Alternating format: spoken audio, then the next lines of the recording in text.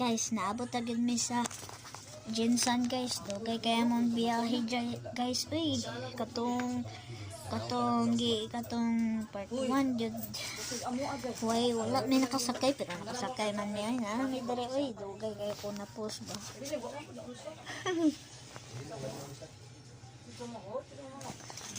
So guys, part 2 na ni guys. Wala naman ko na baligya. Papa, mamatay din siya. Nakairing man ko. So guys, this is the end of part 2 because naragad mi sa Jinsan guys. Nanami dere, dili ni mao among balay. Among neighbor man ni among neighbor. Bye-bye na guys. Bye-bye na guys. Tulog ko na kay ko ba.